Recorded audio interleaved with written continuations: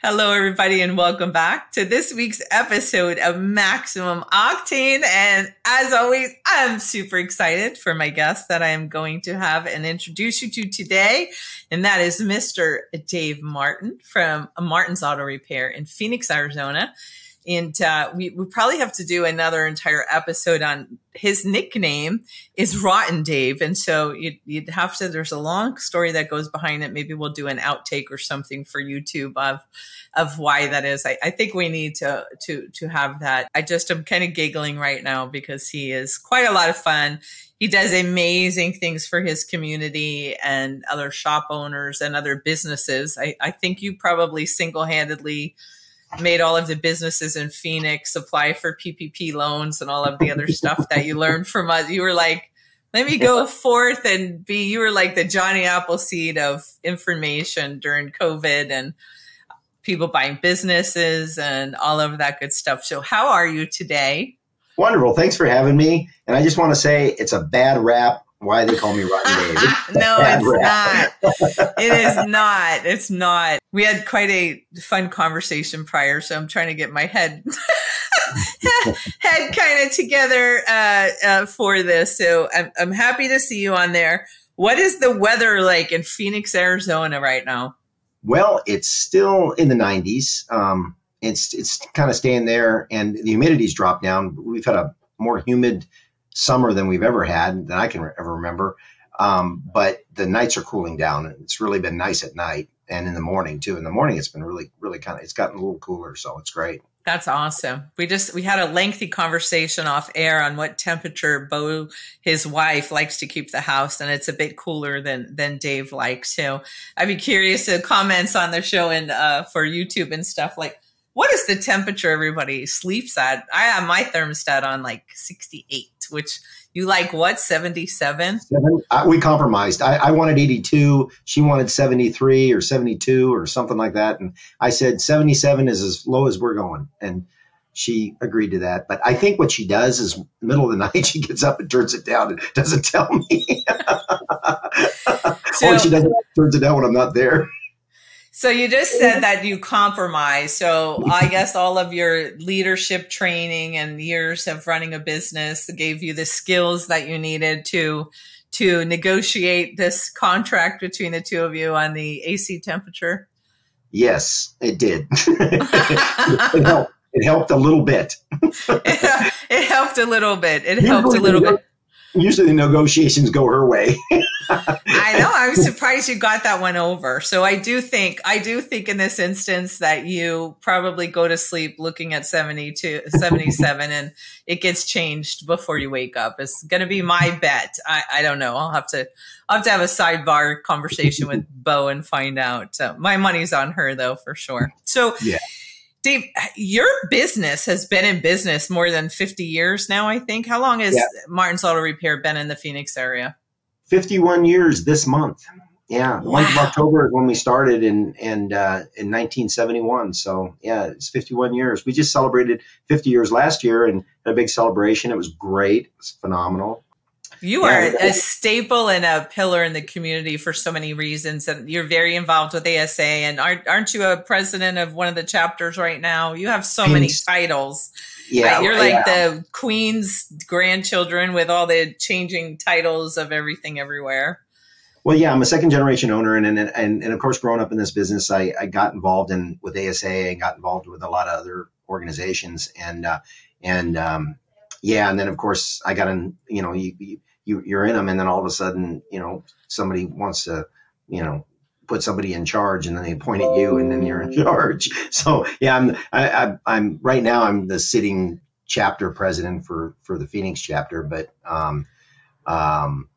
and ASA is making some changes now too. They're going more regional than they are. Holy cow, have they made changes? They have made some changes. And then Spina Bifida Association, you president of that for a while as well. I know you're still active. 10 years I was the board chair, and now I'm the past chair for the last 2 years. And I did that for a lot, and we did a lot of charity events, and that was it's a good thing when you're in business, and you want to be a part of the community, and you want to give back, and you want and your customers really want to see that. They want to know that you are part of the community. You're not just taking, you're giving back. So I'm giggling for those of you that are listening on the pod, on your pod player, or not watching on YouTube. I'm kind of giggling because I think half of the positions Dave has held is because someone pointed the finger and said you, and the other half is you said, I can't take watching this anymore, and get out of the way. Yeah. Well, I remember. And let me handle this. Yeah, I remember when you were my coach and you used to beat me up all the time. You're going, you need to focus. And literally, because that's what I was going 17 different directions all the time. And you were just like, you would call me up and go, what have you done this week? I go, well, nothing for you. And then she'd call me names and, yell at me and, Rotten Dave, all that good stuff. I felt like we were married. So, yeah. Yeah, it seems to be a common theme with the women in your life that you don't listen and they have to keep repeating things over and over again and asking you the same questions, because in coaching we ask, open-ended questions, and you just, you like that treadmill going. So I have so many topics that I would love for you to share with our listeners, and hope that you'll come back several times, because you have everything from one of your superpowers is buying up other businesses that are closing, not the real estate, but you have it down to a science to buy their customer list and phone and negotiate all of that. And all of your community outreach stuff is amazing. And also a family owned business was pretty well established by the time you were of age and started working in it and taking over. And there's so much with that, as many of you know, entrepreneurs and small business owners, when it's previously owned by a parent or someone that you really looked up to and respect and all of that. And then the roles sort of change and you buy them out, and how do they stay important, and how do you make them feel like they're an important piece of what's going on and not disrespect the previous traditions and things, but understand we have to move forward. So you really are a wealth of information. But today I was excited because you were going to talk to us about marketing. And that is one of the things that probably of all the stuff and the years of coaching and all that makes me want to pull my hair out is marketing, and people not having intent with with marketing, not tracking their ROI for different campaigns, and for just handing it over to somebody and saying I'm never going to look at it again. It's not a set it and forget it thing, right? I mean, so my worst pet peeve is people not marketing when they're busy. I cannot stress enough how ridiculous that is. I don't care how many weeks out you're booked. I don't care how many months out you have contracts. You have to always be marketing. And it's just crazy. It's you look at TV, and for how long couldn't we get chips for trucks? And people were waiting over a year for a truck, but I never one time saw Ford or anybody else stop advertising for their trucks, because they know you have to keep that consistency. So keep me from hyperventilating, talking about marketing and what makes me crazy, Dave. First of all, you didn't pull your hair out. You pulled mine out whenever I do my marketing. This is why I'm bald. I'll lend you some. Didn't we do that one time? Didn't I hold my hair over your head or something and we took a picture? Yeah. And it's true. Marketing is something that I never understood people when they're really, really busy and they're rolling, and then they don't do any marketing at all. And you're just or if they're really, really slow, they think, well, I don't want to spend the money on marketing. Well, why? I mean, it doesn't make any sense to me either. But it's like the Goldilocks, right? We're too busy to market. We're too slow to market. We're just right. What is that perfect condition for the Goldilocks of marketing people to say, okay, dang it, I need to do some marketing. Well, and consistency is everything. And you nailed it right there. And one of the things I found out with me doing my own marketing, I wasn't consistent. And the second option that I had was to hire it out. Hire companies to do it. And I'm not bad mouthing them or anything, but there's something about bringing it in-house and doing it, personalizing your marketing to your company. It makes a world of difference. So really about, back in 2009, I think it was, I'd hired a lady, Diana, to do my marketing. And it's kind of funny because the story is that a lot of ASA members and people that I talked to, they said, "You're crazy. What are you doing that for? You're not going to have enough work for her. It's not going to work out. It's whatever." Anyway, so. And she was in real estate, right? She was in real estate, and we all know what happened in '08. So she really was looking for a job, and she just wanted to, she just needed a job, and she had 2 kids, and she's a single mom. And so I needed somebody. And also too, I was really getting heavily into charity, and I was heavily with the Spinal Bifida organization, and I needed somebody to help me with that too, because other than that, it got to be more full-time than I really wanted it to be. So I hired her to help me with that also. But the marketing that we were doing before, and then when Diana came on board and we started doing it in-house, and we started doing our more personalized things, videos, we started doing just a lot of different things that were more personal, took on my personality, took on the way we do things around here. And the jury's still out if that was a good thing, taken on your personality, but well, yeah. She's changed a lot. She now has no filter. So before, she would just look at me, the things I would say to her, and she's like, "Oh my God, you just said that." The shock value, poor Diana, the shock value has just completely been diminished over the years. That's so funny. Just fly over her head. She's just like, Dave's just going to say whatever he wants. So she's got to understand me a little bit better. And when we started doing it, it was great because customers were coming in and going, "Hey, you changed your marketing up. You're doing it more in-house." And they noticed it right away. They noticed it. But the thing of it is that I needed, and you said it in your segue there, is that the consistency is everything. And if you're not consistent with it, you're going to have those ups and downs. And we still have them once in a while, but our weeks are usually not like way high or way low. You know what I mean? They're if we have a slow week, it still was a great week before. Now we just have better weeks. So it's been really positive, because, and also social media became a big thing back then. And to be honest with you, I didn't want to do it. I just did not want to do it. No, you were very opposed to that, and Facebook and Google and anything. I can't. You learning to text was something. I mean, that was like earth shattering and groundbreaking stuff in itself. But let's circle back for a moment about hiring somebody in-house versus out. And there are some wonderful marketing companies. There are absolutely wonderful marketing companies.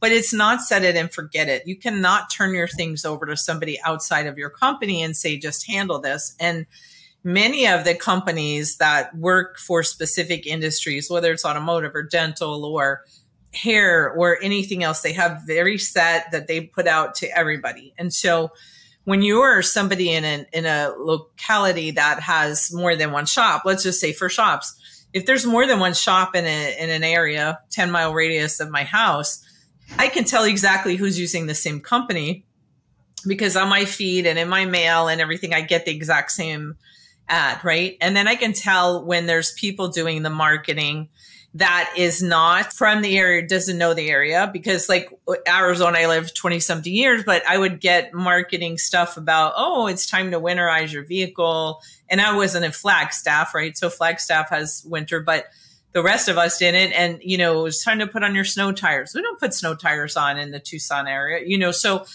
it also was very evident when it was somebody that just wasn't even familiar geographically. And during COVID, there were still so many things I saw going out. Oh, you did X amount of miles. Nobody was leaving the house during COVID. So to get something that said, it's been 15,000 miles since your last in a few months, it's like, that's nonsense. So it's tough, right? And again, there are some wonderful marketing companies out there, but do your homework and ask them, do they, are they working specifically with each business as an individual? Do they have a set template that they use for all of them?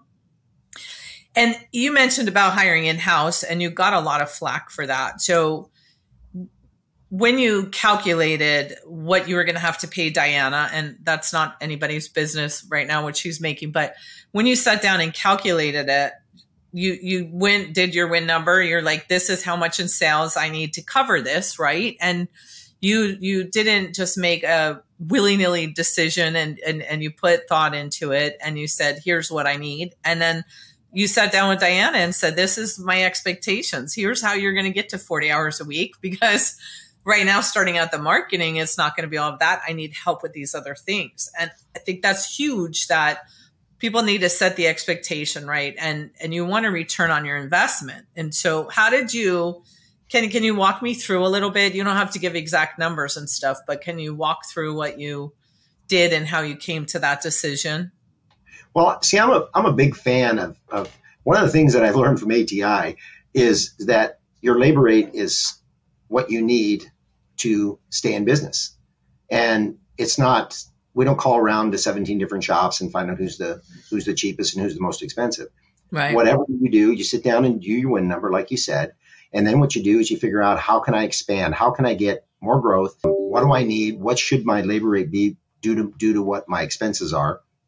And what, you know, what should my GP be, I guess, is the real question, to be able to pay for these extra, this extra help. And I knew in my heart of hearts, I knew that getting her on board was going to definitely increase my business, and it did.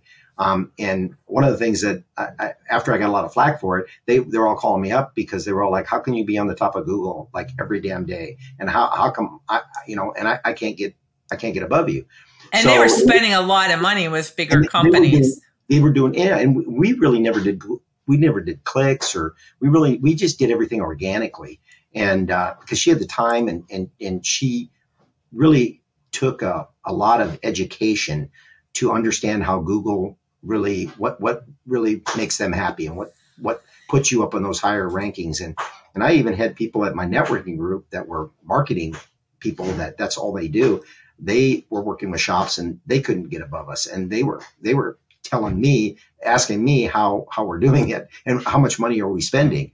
And I said, we're not spending any money with really Google. We're just I spent money, instead of spending the money with Google, I spent money on the marketing person to do what Google likes organically. And that's huge, because entrepreneurs, they're busy. The business owners are busy. They have so much going on in their mind. And to try to keep up on Google and all of that stuff. And my gosh, it changes all the time. I have the morning show, as you know, and I stream it live on Facebook. And it's like, I make a joke every morning. Like, I got to pour out some of my coffee to the Google gods, because every day it's something different. And if you don't do it exactly perfect or right, you can't get on, or they freeze you out, or they whatever. And it's just like the algorithms, all of this stuff changes all of the time.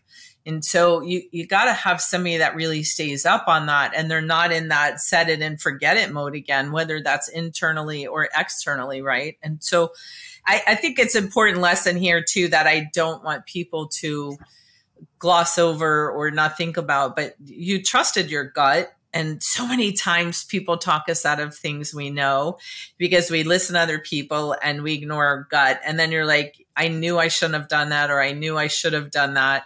And we let other people talk us out of things. And sometimes that's not good. It's not good.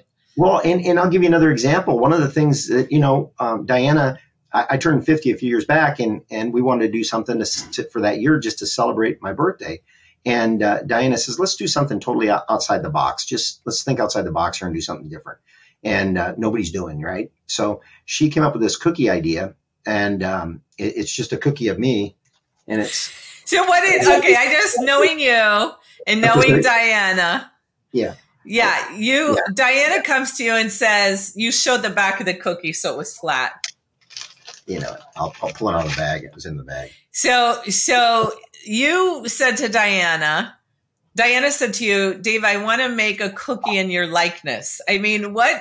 Well, you know what I would have loved to have been a fly on the wall in that meeting. Well, no, what I told her, I said, so you want a cookie of my logo? I thought that's what she was thinking, was maybe a cookie of my logo. And she goes, no, how about a cookie of you? She goes, you're the face of the business. Let's just do a cookie of you. So she sent it. So she sent it. Both. Hi, Bo. Hi. So anyway, so she sent the picture of me to the cookie company, And it's called Parker's Crazy Cookies, if anybody wants to ever do it, because it's a great idea. I'll put the link down the bottom of the episode. And what's really scary is the thing looks so much like me. Everybody just goes, they're like in awe. I mean, even as your goatee, it's so funny. And you're like a pusher now. You're like a drug dealer. Anywhere, I know when you're anywhere in a event or any building that I am, because I hear people going, oh my God, it looks just like them. And you see them walking with cookies in their hands. And I'm like, Dave's here because you give them out everywhere. Yeah. And I do. I like when if we go out to dinner, we go out to lunch or whatever, and I put it in the check, and it's, it has my card in there and everything. And another thing that I guess this is just to tell other people that think outside the box, do different things. And even traditional marketing people told me it's a bad idea. They said that because you eat it and it's disposable and it's gone. Now I put the card in there too. They have that, but the cookie is so memorable. And they didn't take that into the equation when I told them I was going to do this. They really kind of dismissed it, because I guess, a lot of disposable things probably aren't memorable. If it's memorable, even if it's disposable, it doesn't matter, because when I go to those restaurants, if I go back to that restaurant, the waitress or the waiter will come up to me and go, hey, I really love that cookie. That was so amazing, and women, whenever they say, it's so cute, I don't want to eat it. And I said, don't worry, you're not the first woman to bite my head off. So now you're expanding on this cookie theme now. So it started out with just you and your face and all, and then now we're adding props. Do I understand that? Well, monthly, we change it up monthly. Every month it's something different. Like this is the Christmas cookie with a Santa Claus with a Santa hat. Okay. Yeah. And so like every month we're doing something different. Like the month of Father's Day, the month of Mother's Day, it says hi mom, hi dad. And every month it's just a different theme that we have come up with. And Diana had sat down and we did our marketing. We did our marketing last September, not this September, but for 2022, we sat down and did all the marketing for 2022. You're making my heart sing right now. Yeah. And we did it again this year too. Diana sat down and she says, I just want to be prepared for next year. And she's really been good about that and kind of makes, and there again, that's the thing. When you're running a business and you're involved in so much other crap, that the thing of it is you need somebody to kind of keep you focused and get those things handled. Because if it was up to me, it wouldn't happen. It happened in 2023. That's when I would get my marketing for 2023. And it's just, it's too tough to do. No, you would do your marketing for 22 and 23 if it was left up to you. Let's be honest now. Yeah, probably right. You're absolutely. You always have your finger on the pulse though in the community and are really in tune to what your customers like. And one of the things, I just loved all the thank you gifts that Diana and Bo would make all the time before COVID. I don't know if you've returned to it, but they were just so clever. It was from you that I learned that they make peeps, not just in the little chicks, but for every month of the year. And one of them was popping in my head. I think it was a pumpkin peep with graham crackers and a chocolate. And it said, we'd love some more customers. And I was like, that is so dang cute and clever. And it doesn't have to cost. You were boasting about how great Bo was at after a holiday was over, like Thanksgiving or Christmas or whatever, she would go out and buy all this stuff on clearance and put it in a tote to use, for next year. And so a lot of the things you just have there in stock, but your customers love it. Well, and they do. And one of the things that you're right about COVID, when COVID hit, Bo was doing really great. She was, I mean, my house was getting full of stuff. I mean, we had drawers full of all this stuff that she was buying from these warehouses. It was crazy, but literally, she was creative and she did something different every month and was really nice. But when COVID hit and the supply chain got really cruddy, then nobody wanted to touch anything, right? And you didn't. Well, and it was getting more and more expensive. Like she was buying stuff for 50 cents, $1.50. We were staying right in that range. Well, then when COVID hit, everything went up to $3, $4, $5. So that's when Diana and I sat down and we said, well, let's figure out what can we do. Well, in the cookie, if you do it, pre-order them a year in advance. Now, I'm not saying have them all sitting there a year in advance. I'm saying every month they'll send you a shipment of whatever you want. but you commit to so many cookies for the year, Right. you get a better deal. So we got it down to with the bag that we put it in and the cookie and the card. It was just right just probably a little bit over $1 a cookie. So that's current pricing. That's this year. That's what we did this year. So we're gonna have a Santa hat for Christmas, and then what is January gonna be? January was. Please don't tell me you in a diaper for baby New Year. No. Okay. It was New Year's. It was I think I had a party hat on and like some fireworks or something. Like it was like a New Year thing. Okay. And we're definitely, you can do it economically if you kind of pre-plan it, and that's kind of what we did. But it really worked out, and then we just thought, you know what, let's just do a different theme every month. And we'll just change the cookie up and just keep that going. And it seems to be a really amazing. It's great because a lot of the customers tell other people about it. They go, I heard about your cookie, so it's just been it's been more like that staple. And I know even when I've been in your shop, I mean, people come in and they're like, we heard all about your cookie and we had to meet you. And I mean, it brings people in the door besides giving joy to your existing customers. It brings new ones in talking about the cookie because they're curious. Right. And then people, when I'm out and about, if I give it to somebody out and about, a lot of times they come in as a customer. And my networking people love it too because it's memorable for them. And so my networking people, if anybody talks about automotive, they'll say, oh yeah, and tell them I sent you and ask for his cookie, so people it's kind of funny. And, but that's turned out to be an amazing thought. And something that we just thought outside the box and something totally different that nobody else was doing. And even other businesses have told me, man, I'm going to do something like this. And, they want to do a cookie or logo or whatever they want to do. It just depends on how their business is ran. But it's amazing what they can make a cookie in just about anything. It's amazing. I love it because it's so kind of cheeky and it's not anything else. I can say all of my travels and all of my places I've gone to, I have not ever had anybody give me a cookie in their likeness. And so I think it's just amazing that you just took that and ran with it and your customers embraced it and you weren't afraid to do something different. And sometimes I think we pigeonhole ourselves into whatever industry or whatever we're in. It's like, okay, if I'm in the dental industry, I have to give away dental floss a dentist I was going to say probably don't want to give away a cookie, but that could get them more customers if they gave away a lot of sweets, right? So, but real estate, they always give like a calendar or some kind of a house thing, look shaped like a key or a keychain, or we get very pigeonholed to what